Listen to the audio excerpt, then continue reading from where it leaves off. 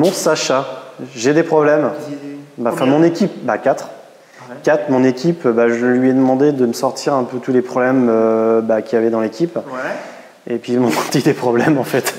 Ils m'ont sorti plein de problèmes. Enfin 4 majeurs et mon problème à moi finalement là, c'est je sais pas les prioriser, les hiérarchiser et voilà. Tout ressort au même niveau. C'est le boxon quoi. Pour le coup, tu as besoin que toute ton équipe soit d'accord quoi. Tu peux pas. Et j'ai besoin en plus, tu vois, c'est pas moi tout seul qui vais choisir le truc. Bon. J'ai besoin de partager ça. C'est bon, j'ai ton truc. Regarde, c'est ce qu'on va faire. Tu vas m'aider là? On va t'aider. On va t'aider mon coco. On va jouer aux cartes. C'est bien ça. Ouais. Hein, regarde. Sinon on va travailler aussi ou.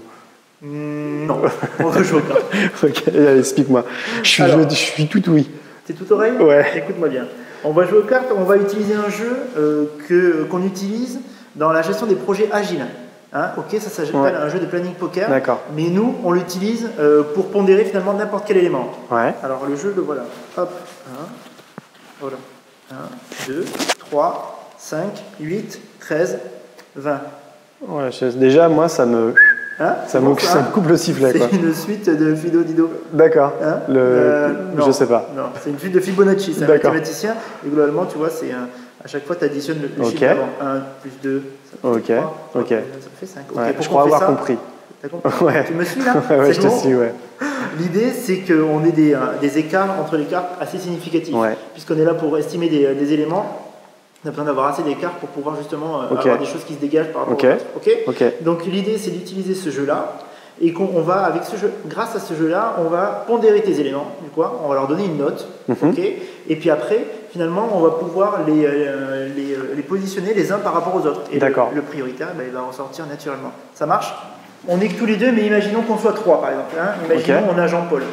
Jean-Paul, ok. Donc Jean-Paul, il est là, nous on est là, on a chacun un jeu de cartes. Ouais. Première étape pour faire un poker game, l'idée c'est de pondérer le premier élément pour en faire un étalon. Par la suite, on va pondérer par rapport à cet élément. Parce qu'en fait, finalement, c'est beaucoup plus facile d'estimer, de pondérer par rapport relativement à quelque chose qu'on connaît que dans l'absolu. D'accord, ok. Psychologiquement, c'est beaucoup plus simple. Pigé.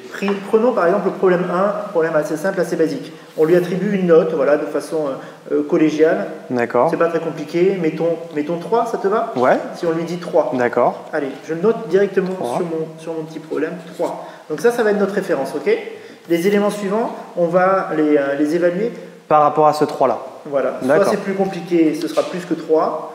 Moins compliqué, moins que 3, beaucoup plus que 3. Ok, voilà. D'accord, ok. On se laisse un temps de réflexion. Par rapport à notre étalon, le problème 2, on discute dessus pour être bien clair sur les tenants aboutissants de cette problématique-là. Et puis, on va se demander, quelle note je lui donne. Et ouais, ok. Donc, je choisis ma note. Est-ce que je te la montre direct ou... Non, il ne faut pas, justement. Ouais. On prend une carte et une fois qu'on a choisi, on abat notre carte face cachée. D'accord. Ça, c'est hyper important.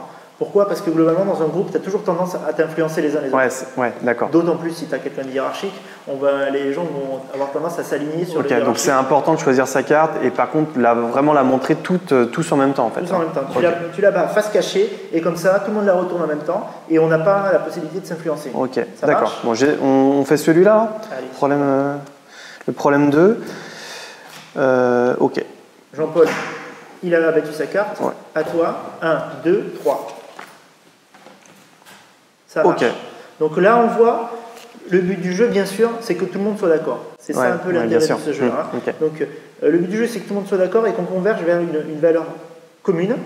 Et une valeur commune, c'est quoi? C'est une valeur qui est la même à un incrément d'écart. On s'autorise un incrément d'écart. Par exemple, si on avait mis 8 et 13, c'est deux chiffres qui se suivent, on dit que c'est à peu près la même chose. Et dans ce cas-là... On se met tous d'accord et puis on fixe la note qui convient à tout le monde. Exactement. Par contre, là, c'est pas le cas. La note. On le voit bien.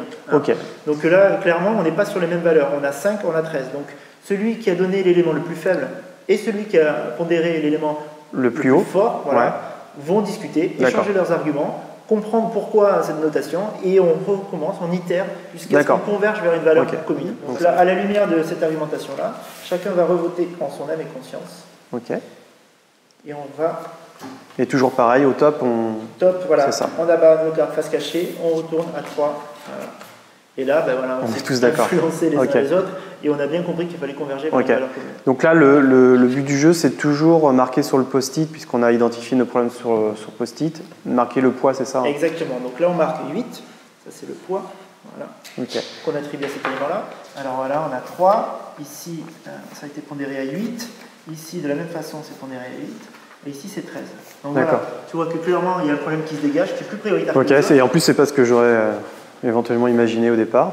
Donc, comme quoi Ici, on voit qu'on a des choses équivalentes. Et ça, c'est intéressant aussi pour que finalement, tout le long de la réunion, on voit où est-ce qu'on en est. Et on peut comparer notre estimation par rapport à ce qui est déjà écrit. D'accord, Donc ça, c'est vachement intéressant aussi. Ok, super. C'est bon pour toi? Ouais, super. Ouais. Bah, je pense que j'ai tous les éléments pour pouvoir faire ça la semaine prochaine avec mon équipe. Super, merci Sacha.